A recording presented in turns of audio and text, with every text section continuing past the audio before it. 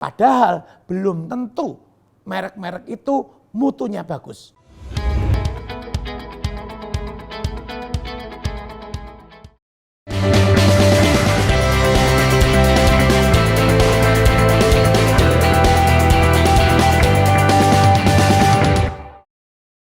Nah Sobat Friendly, menarik sekali ngomong soal wool. Kenapa? Karena bahan wool adalah salah satu bahan legendaris berkualitas untuk baju formal pria. Sejak berabad-abad yang lalu, jas identik dengan bahan wool. Ya, bahan wool sejak awal adalah bahan yang berkualitas untuk fashion pria kelas atas, ya, bermutu tinggi. Nah, tetapi dengan perkembangannya karena legendaris itu, maka sekarang sudah sangat kompleks, sangat banyak, ya.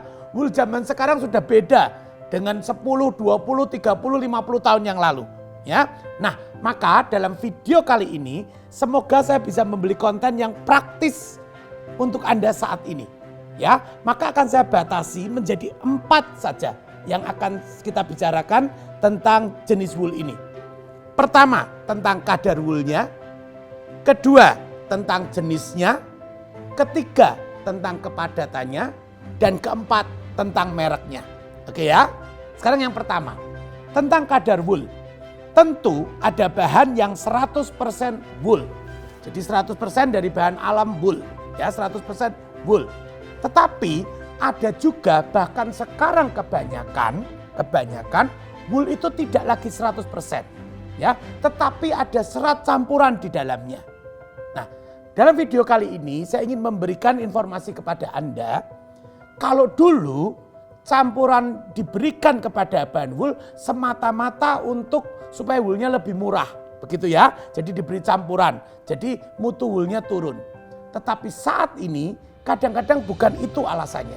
Ya, karena tuntutan dunia fashion, maka banyak sekali wool yang memang sengaja diberi serat-serat tambahan. Misalkan diberi serat sutra, wool and silk, ya. Ada yang diberi sedikit lekra, ya, yang ada straightnya. Kenapa? Karena sekarang orang suka pakai celana pun maunya skinny, slim fit. Ya, maka ada sedikit lekra. Maka penambahan lekra bukan untuk menurunkan mutu bahannya, tetapi untuk menimbulkan efek-efek itu. Ya, jadi mutu wool, kadar wool ada yang 100%, ada yang campuran. Tetapi wool campuran bukan berarti pasti buruk. Ya, karena kadang-kadang campuran itu diberikan untuk menimbulkan efek-efek tertentu. Ya, nah kalau zaman dulu itu kalau mau cek mutu wool, kemurnian wool dengan dibakar, ya, lalu dilihat baunya. Ya, kalau baunya seperti rambut yang terbakar itu all wool. Tapi kalau ada seperti bekas plastik yang terbakar itu pasti mix. Ya, nah ini tentu bisa benar bisa tidak karena tadi ya campuran yang diberikan belum tentu dari bahan sintetis. Maka kalau ingin mengecek betul-betul kemurnian wool tidak cukup hanya dibakar, itu tidak lagi akurat. Ya, maka sekarang bisa kalau saya dengan importir sering sekali diberi hasil laboratoriumnya. Ya, supaya tahu bukan hanya kadar woolnya tetapi juga serat yang lain apa yang ada di situ. Nah, itu jauh lebih akurat untuk Anda yang ingin kadar yang akurat. Ya, meskipun itu tidak sangat penting. Karena yang penting adalah performan apa yang ingin Anda dan saya dapatkan dari jenis wool itu. Ya, itu yang pertama, kadar wool. Kedua adalah jenis.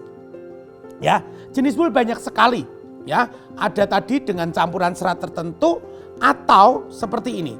Ini jenis wool yang lebih kekar. Ya, dia sengaja dibuat keras, padat dan berat. Ya, ini cocok sekali untuk tuxedo. Ya, cocok sekali untuk tuxedo. Tetapi ini wool yang berkualitas juga ya dengan merek kelas dunia. Dibuatnya memang lebih lembut. Ya, diberi campuran kasmir yang efeknya seperti sutra. Ya. Ini lebih cocok untuk city wear atau orang yang mau jasnya lebih lembut. Jadi maksud saya dua ini tidak bisa dikatakan mana yang lebih bagus. Tergantung kebutuhan Anda. Ya, seperti ini. Ini woolnya diberi sutra, wool and silk ya. Tentu sangat lembut, ada sedikit shiny ya untuk penampilannya. Nah, ini pun cocok untuk jas-jas yang seremonial. Seperti itu ya. Jadi inilah jenis-jenis dari wool. Ya. Oke. Lalu yang ketiga adalah kepadatan. Nah, kepadatan kalau Anda sering melihat wool, biasanya ditulis juga di dalam wool ini. Ya, dengan ada S-nya. Nah, ini kebetulan 120S, ada 150S, ada 300S. Ya, itu sebetulnya menunjukkan kepadatannya. Semakin tinggi angka kepadatannya berarti dia semakin padat. Nah, Sobat Friendly semua, tapi untuk ini pun sekarang tidak bisa dijadikan satu-satunya batasan tentang mutu wool itu. Kenapa? Karena tadi serat yang semakin beragam. Ya, pertama karena serat yang semakin beragam, maka dengan kepadatan yang sama, woolnya bisa lebih ringan. Itu tidak menjamin bahwa kalau semakin padat pasti semakin berat, semakin kokoh, belum menjamin. Kedua, juga sangat beragamnya merek wool. Ya, beragam sekali, sehingga setiap merek punya standarnya masing-masing. Bahkan 10-15 tahun terakhir, setiap merek pun masih terbagi dalam style masing-masing. Ada yang untuk fashion, ada yang khusus untuk celana, ada khusus untuk bahan jas ya. Itu berbeda-beda lagi. Jadi untuk saya pribadi, saya tidak akan hanya melihat apa yang tertulis di sini. Ya, ditambah lagi sekarang begitu banyak bahan yang diproduksi secara lisensi. Ya, di mana punya batasan sendiri-sendiri untuk tingkat kepadatan ini. Ya, itu untuk kadar kepadatan wool. Meskipun secara teoritis semakin padat, semakin mantap, untuk jas semakin bagus. Ya, tetapi ini bukan lagi rumus baku karena tadi beragamnya jenis wool saat ini. Ya, dan yang keempat, nah ini yang paling sering ditanyakan adalah merek wool. Merek apa yang terbaik? Bahkan pernah ada yang tanya ke saya WA, Pak Vincent, saya punya wool dengan merek ini. Ya, lalu 150S, bagus enggak? Harganya kira-kira berapa? Maaf, saya tidak bisa menjawab bukan karena tidak mau menjawab. Ya, saya tidak bisa menjawab. Kenapa? Karena merek itu sama sekali tidak menjamin mutu. Ya, saya tidak akan menyebutkan mereknya ya untuk etika bisnis, tetapi merek yang sangat terkenal belum tentu menjamin mutu wool itu bagus. Ya, terlebih saya melihat sekarang ini trennya, banyak wool yang diberi merek dengan merek-merek rumah mode sebetulnya. Karena merek-merek rumah mode itu lebih familiar di telinga customer. Padahal belum tentu merek-merek itu mutunya bagus. Bahkan ada sebaliknya, merek itu tidak terlalu familiar tetapi dia memang produser wool bertaraf internasional. Produser wool kelas dunia.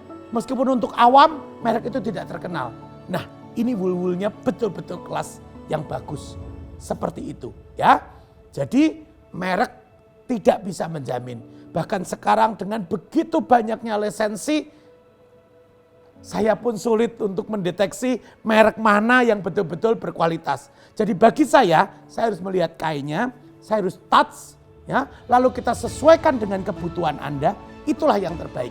Maka seperti kalau Anda datang ke Friendly misalkan ya, yang saya tahu di tempat saya, Friendly atau Anda melalui sosial media menanyakan itu atau melalui WA, kami jarang sekali menyebutkan merek. Bukan karena kami tidak mau menyebutkan, tetapi supaya Anda tidak terkecoh dengan itu. Ya, maka tipsnya beli wool di tempat yang bisa dipercaya, lalu percayakan pemilihan menurut kebutuhan Anda, style yang Anda inginkan dengan bantuan master tailor yang terpercaya.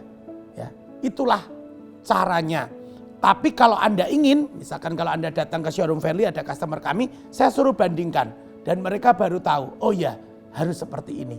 Dan lain sebagainya. Ya, oke Sobat Friendly, semoga membantu. Maka silahkan subscribe, like, komen, share. Supaya konten-konten yang lain yang lebih menarik bisa kami berikan untuk Anda. Oke? Bye.